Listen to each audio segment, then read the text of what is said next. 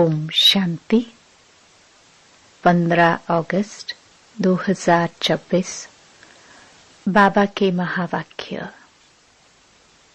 मीठे बच्चे, सबको यही पैगाम दो कि देह सहित देह के सब धर्म को भूल अपने को आत्मा समझो तो सब दुख दूर हो जाएंगे। प्रश्न, तुम बच्चों को किस बात में फॉलो फादर करना है? उत्तर, जैसे इस ब्रह्मा ने अपना सब कुछ ईश्वर अर्पण कर दिया, पूरा ट्रस्टी बना, ऐसे ट्रस्टी बनकर रहो। कभी भी उल्टा सुल्टा खर्चा कर पापात्माओं को नहीं देना। अपना सब कुछ ईश्वरीय सेवा में लगाओ, पूरा ट्रस्टी बनो। बाप की श्रीमत पर चलते रहो। बाप देखते हैं कौन बच्चा कितना श्रीमत पर चलता है। गीत, तू प्यार का सागर है।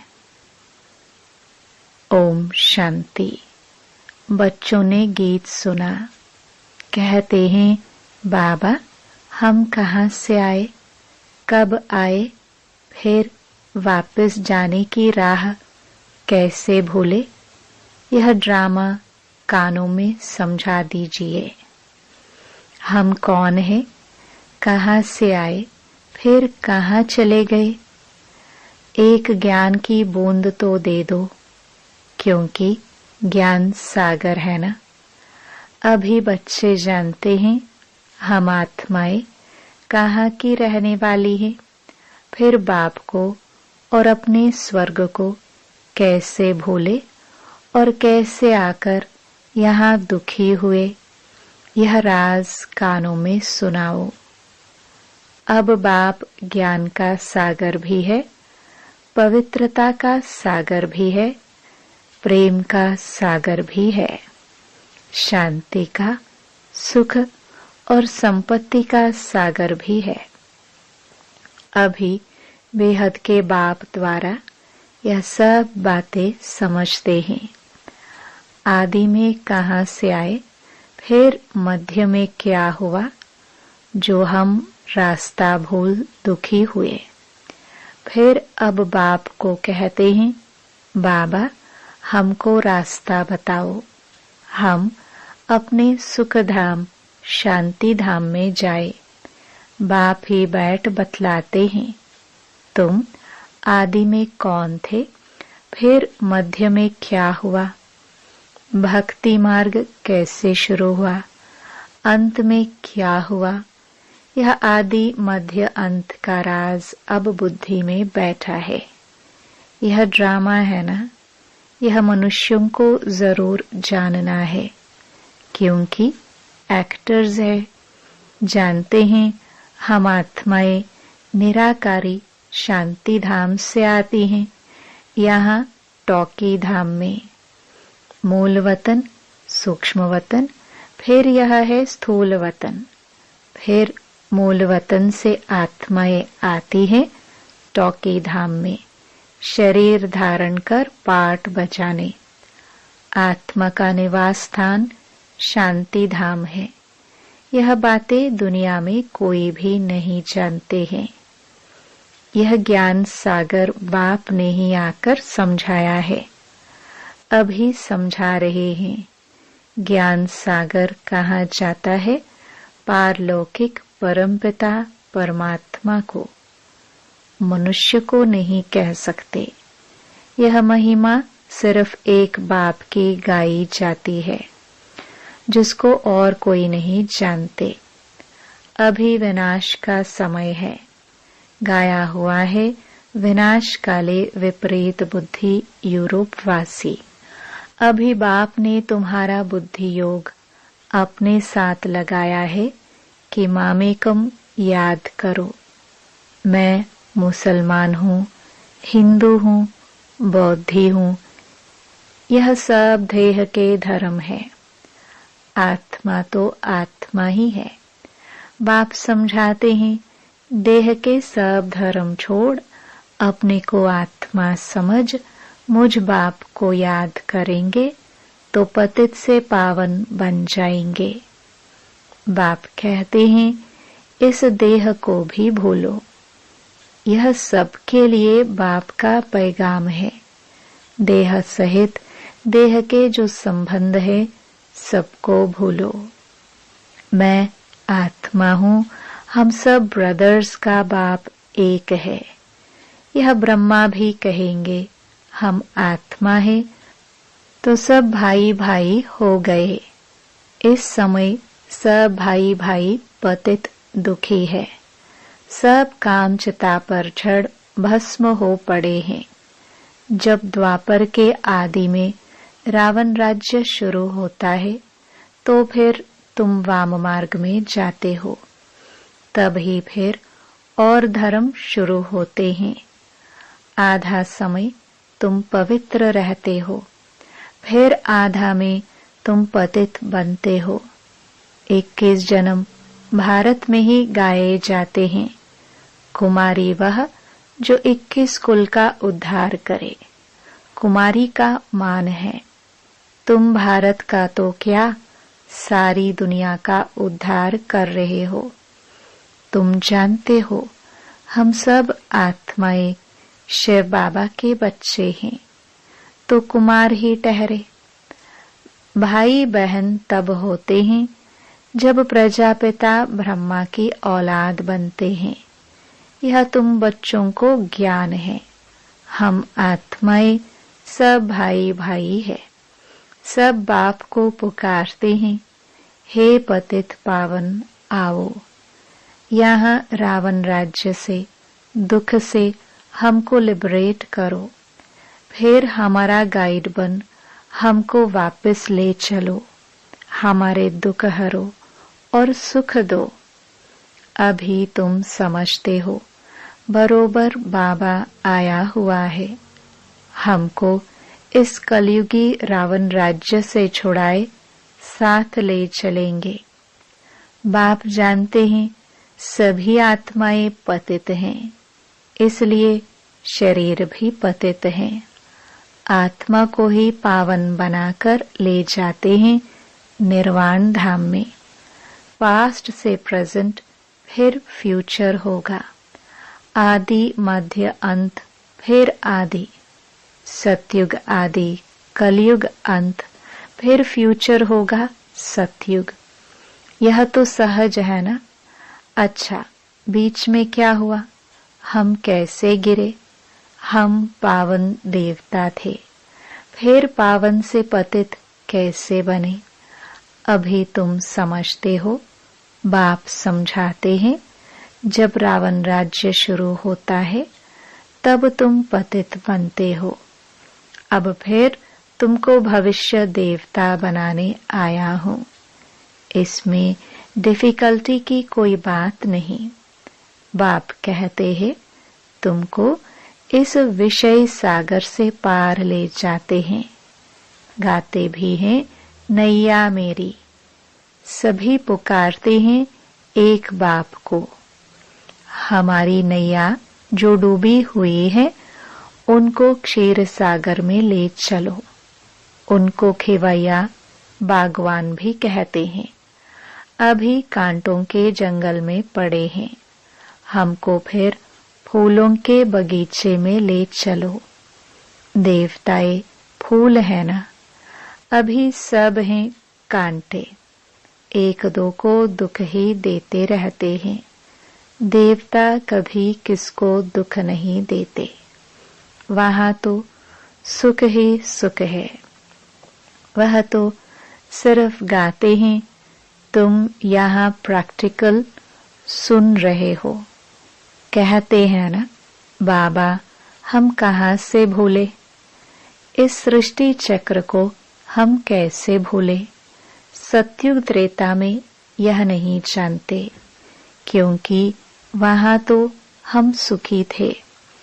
फिर दुखी कब हुए? जब रावण राज्य शुरू हुआ। भारतवासी रावण को जलाते ही रहते हैं जब तक उनका विनाश नहीं हुआ है। फिर सतयुग में थोड़े ही हर वर्ष जलाएंगे। यह है भक्ति मार्ग। अभी रावण का राज्य खलास होना है। भक्ति मार्ग में रावण को हर वर्ष जलाते हैं, परंतु मरता ही नहीं है। अभी रावण हमारे आगे जैसे मर गया।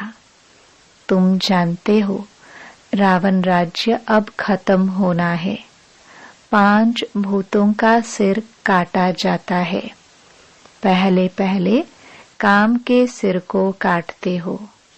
काम ही महाशत्रु है। बाप कहते हैं इन 5 भूतों पर विजय पाने से ही तुम विश्व पर जीत पाएंगे। मनुष्य खुद भी कहते हैं हम पतित हैं, इसलिए बुलाते हैं पतितों को पावन बनाने आओ। आत्मा बुलाती है हे पतित पावन, हे बाबा खिवैया रहमदिल बाबा आओ। बाप कहते हैं मैं कल्प कल्प आता हूँ। कैसे आता हूँ यह कोई नहीं जानते। गीता में भी है भगवान ने आकर राजयोग सिखाया है, परंतु भगवान कौन है, कब आया है, किसको पता नहीं है। गीता को तो खंडन कर दिया है। श्री कृष्ण को द्वापर में ले गए हैं। द्वापर के बाद तो दुनिया और ही पतित होती है। तो द्वापर में श्री कृष्ण ने आकर क्या किया? मनुष्य तो कुछ भी समझते नहीं, बिल्कुल ही अनराइटियस हैं। सतयुग में होते हैं राइटियस। तुम अभी अनराइटियस से राइटियस बनते हो। बाप समझाते हैं तुम ही संपूर्ण निर्विकारी पूज्य थे। तुम ही अब विकारी पुजारी बने हो। आप ही पूज्य। पहले तुम पूज्य थे 21 जन्म तक, फिर पुजारी बने हो। सतयुग में 8 जन्म, फिर त्रेता में 12 जन्म लेते हो। बाप ही बतलाते हैं तुम पतित कैसे बने हो, कब से गिरे हो। यह सृष्टि का चक्र फिरता रहता है। सारे वर्ल्ड की हिस्ट्री, ज्योग्राफी आदि मध्य अंत का राज बच्चों को बाप बैठ समझाते हैं। सब एक रस तो नहीं समझेंगे, नंबरवार ही समझते हैं। बाप कहते हैं मैं आकर किंगडम स्थापन करता हूँ। अब तुमको सर्वगुण संपन्न बनना है। तब तक सतयुग में जा नहीं सकते। बनना यहाँ है, फिर भविष्य में जाकर तुम राज्य करेंगे। उसके बीच में सब विनाश हो जाएगा। विनाश भी देखेंगे जरूर। तुम प्रैक्टिकल में अपना पार्ट बजाएंगे। तुमको थोड़े पता पड़ता है आगे क्या होगा। जो कल्प पहले हुआ होगा वही होगा। तुमको टोटल बताया जाता है। स्थापना और विनाश होना है। विनाश कैसे होगा? वह तो जब होगा तब देखेंगे। दिव्य दृष्टि से विनाश तो देखा है, आगे चल प्रैक्टिकल में देखेंगे। स्थापना का भी साक्षात्कार दिव्य दृष्टि से किया है और प्रैक्टिकल भी देखेंगे। बाकी जास्ती ध्यान में जाना भी ठीक नहीं है। फिर वैकुंठ में जाकर डांस करने लग पड़ते हैं। न ज्ञान न योग, दोनों से वंचित हो जाते हैं। ध्यान में जाने की कोई दरकार नहीं। यह तो भोग सिर्फ लगाया जाता है। तुम ब्राह्मण वहां जाते हो, देवताओं और ब्राह्मणों की महफिल लगती है। यहाँ तुम पियरघर में बैठे हो, फिर तुमको लायक बनाया जाता है विष्णुपुरी जाने के लिए। कन्या की जब सगाई करते हैं तो उनको समझाया जाता है ससुर घर में कैसे चलना, सबसे प्यार से चलना, झगड़ा नहीं करना। यह भी हूबहू ऐसे है। बाप कहते हैं तुमको सर्वगुण संपन्न यहाँ बनना है। स्वर्ग में यह लड़ाई झगड़ा आदि होते नहीं। अभी तुम विष्णुपुरी ससुर घर जाते हो। वहाँ है महान वैष्णव। उन जैसे वैष्णव सृष्टि पर होते नहीं। वैष्णव देवताएं विकार में थोड़े जाते हैं। विकार है हिंसा। कहा जाता है अहिंसा परमो देवी देवता धर्म। अभी तुम जानते हो हम पियरघर में बैठे हैं। अभी हमको विष्णुपुरी में जाना है। जानते हो वहाँ बहुत सुख होता है।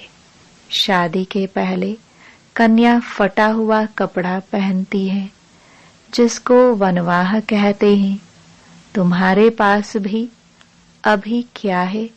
कुछ भी नहीं। यह तो ठिक्कर भीतर है।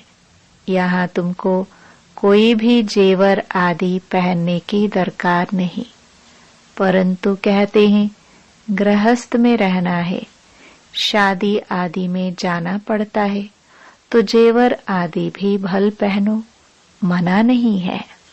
नहीं तो कहेंगे विधवा जेवर नहीं पहनती है, नाम बदनाम होगा। तब बाबा कहते हैं नाम बदनाम नहीं करना है। कुछ भी पहनो, अपने को आत्मा समझ बाप को याद करो। जाओ भल कहाँ भी, यह मंत्र याद रखो। यह परीक्षा लो, हम याद में रहते हैं। यहाँ हम जाते हैं बाबा के डायरेक्शन से। उनके साथ भी तोड़ निभाना है, परंतु हथ कारड़े दिल यारड़े। तो समझेंगे यह मजबूत है। जेवर आदि पहन शादी पर भल जाओ, इकट्ठे रहो, लेकिन महावीर बनना है। सन्यासियों का भी दिखाते हैं ना। गुरु ने वैश्या पास भेज दिया, सर्प के पास भेज दिया। जो बहादुरी से पास हो दिखाते हैं उनको महावीर कहा जाता है। बाप की याद में रहेंगे तो फिर कोई कर्मेंद्रियों से चंचलता नहीं होगी। बाप को भूले तो कर्मेंद्रिया चंचल होगी। विश्व के तुम मालिक बनते हो, यह कम बात है क्या? सन्यासी इन बातों को बिल्कुल नहीं जानते। शास्त्रों में भल कुछ बातें हैं, परंतु खंडन कर दिया है। भगवानुवाच मैं तुमको राजयोग सिखाता हूँ। जब तक जीते रहेंगे, ज्ञानामृत पीते रहेंगे, सुनते रहेंगे, राजधानी स्थापन हो जाएगी। बच्चों को घड़ी घड़ी शिक्षा दी जाती है। एक बाप को याद करो, दैवी लक्षण सीखो, कोई भी विकर्म ना हो। यह तो असुरों का काम है। तुम अभी देवता बनते हो तो दैवी गुण धारण करने हैं। सबसे बड़ा है काम का कांटा। आदत पड़ी हुई है तो घड़ी घड़ी गिर पड़ते हैं। माया चमाट मार फा कर देती है। तब गाया जाता है आश्चर्यवत सुनंती कथंती। अभी तुम एक बाप के बने हो, कहते भी हो यह सब कुछ ईश्वर का दिया हुआ है, तो तुम ट्रस्टी बन जाते हो। यह सब उनका है, हमको उनकी श्रीमत पर चलना है। बाप भी देखते हैं हमको सब कुछ अर्पण कर फिर हमारी श्रीमत पर कैसे चलते हैं। कोई उल्टा सुल्टा खर्चा कर पापात्माओं को तो नहीं देते हैं। शुरू में इस ब्रह्मा ने भी ट्रस्टी हो दिखलाया ना। सब कुछ ईश्वर अर्पण कर खुद ट्रस्टी बन गया। बस किसको भी कुछ नहीं दिया। ईश्वर के अर्थ किया तो ईश्वर के काम में ही लगना है।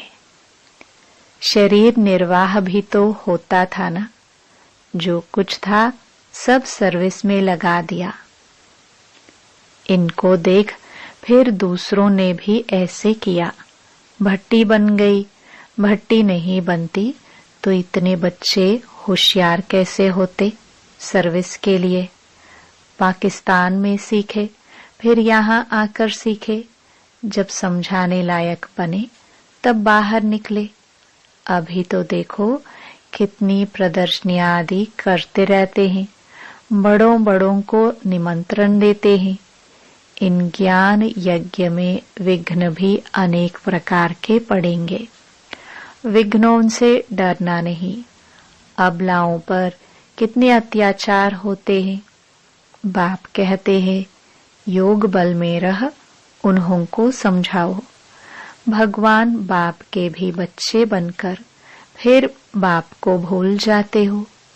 माया के बन जाते हो। यह भी हार जीत की कुश्ती है, परंतु बॉक्सिंग मुआफिक है। माया घुस्सा लगाती है तो फाह हो जाते हैं। बाप कहते हैं माया से कभी हारना नहीं है। पवित्र रहेंगे तो विश्व के मालिक बनेंगे। कितनी बड़ी आमदनी है। अगर पूरा पुरुषार्थ नहीं करेंगे तो जाकर दास दासी बनेंगे। राजधानी सारी यहाँ ही स्थापन हो रही है। अच्छा, मीठे मीठे सिखिलदे बच्चों प्रति माता पिता बाप दादा का याद प्यार और गुड मॉर्निंग। रूहानी बाप की रूहानी बच्चों को नमस्ते। धारणा के लिए मुख्य सार। पहला, जब तक जीना है ज्ञान अमृत पीते रहना है। महावीर बन माया की बॉक्सिंग में विजयी बनना है। सबके साथ तोड़ निभाते दिल एक बाप में रखनी है। दूसरा, विघ्नों से डरना नहीं है। सर्विस में अपना सब कुछ सफल करना है। ईश्वर अर्पणम कर ट्रस्टी बन रहना है। कुछ भी उल्टे सुल्टे कार्य में नहीं लगाना है। वरदान, अपने संपूर्ण स्वरूप के आह्वान द्वारा आवागमन के चक्र से छूटने वाले लकी सितारे भव। अब अपनी संपूर्ण स्थिति व संपूर्ण स्वरूप का आह्वान करो तो वही स्वरूप सदा स्मृति में रहेगा। फिर जो कभी ऊंची स्थिति कभी नीची स्थिति में आने जाने का आवागमन का चक्र चलता है। बार बार स्मृति और विस्मृति के चक्कर में आते हो। इस चक्र से मुक्त हो जाएंगे। वे लोग जन्म मरण के चक्र से छूटने चाहते हैं और आप लोग व्यर्थ बातों से छूट चमकते हुए लकी सितारे बन जाते हो। स्लोगन, किसी भी विघ्न के वश होना अर्थात डायमंड पर दाग लगाना। ये अव्यक्त इशारे अपवित्रता के बीज को भी समाप्त कर संपूर्ण स्वच्छ पवित्र बनो। जैसे आपका आदि स्वरूप पवित्र देवता है, ऐसे यह अंतिम जन्म भी पवित्र ब्राह्मण जीवन है। इस स्मृति के आधार पर पवित्र जीवन अति सहज अनुभव करो। पवित्र बनो, योगी बनो, यही महामंत्र सर्व प्राप्तियों की चाबी है। अगर पवित्रता नहीं, योगी जीवन नहीं, तो अधिकारी होते हुए भी अधिकार की अनुभूति नहीं कर सकेंगे। यह महामंत्र ही सर्व खजानों के अनुभूति की चाबी है।